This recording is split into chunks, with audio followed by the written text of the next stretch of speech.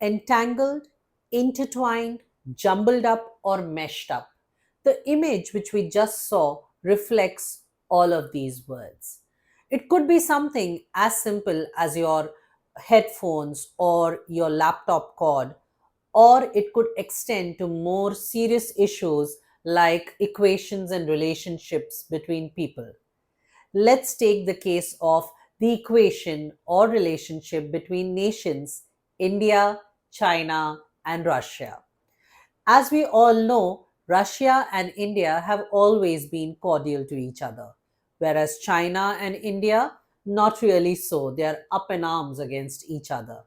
And as against that, Russia and China, as we all know, enjoy unlimited friendship.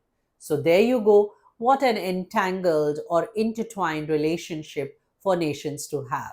So if you have one such relationship in your life, then you know what to call it: entangled, intertwined, meshed up, or jumbled up. What's the word to use when your fingers easily fit into each other this way? And as you can see, they can be unlocked or locked together easily with absolute ease. This is known as interlocking. More often, you would see the usage of this in some physical exercise, maybe yoga, or possibly when you're looking to put your hands together in a prayer. So essentially, something that can be unlocked and locked easily is interlocking. Let's take the case of pieces of a puzzle. They fit into each other perfectly. So it's known as the interlocking of the pieces. Okay, so there you go. You now have a word for this which indicates that the pieces fit together perfectly and they can be separated just as easily. That is known as interlock.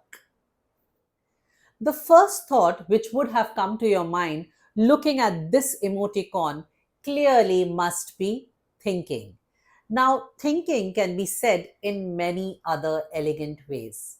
Let's consider a few of them. Thinking essentially means wondering or possibly pondering. I pondered over this proposal because I was not very sure of the outcome. Let's take some more examples. Deliberating or carefully consider. We can also use this in the professional space with words like brainstorming or ideating. So, thinking has got a wide spectrum of words, as you can see. It can start from as something as simple as wondering and go on right up to ideating. So, there you go. Thinking can be said as wondering, pondering, deliberating, for that matter, brainstorming, ideating, or carefully considering. When someone cries, there are different ways or varying degrees with which the emotions affect an individual. If it is something as subtle as just sniffing and crying a little bit, then you can say sobbing or weeping. She's silently weeping as her mother just scolded her. Okay?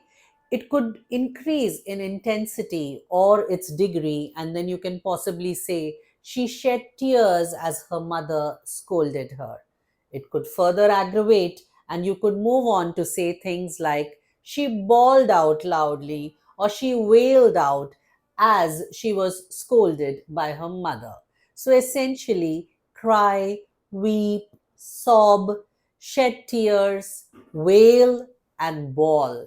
These are some words which indicate crying with varying degrees. We can also use the phrase crying your heart out. So in the movie, I saw the actress crying her heart out as she had just lost her father. So there you go. Cry can be expressed in so many different ways, from crying to absolute joy. So if you're enjoying our lessons, don't forget to like, share, and subscribe. We really look forward to listening from you. So please feel free to share your comments in the comment section.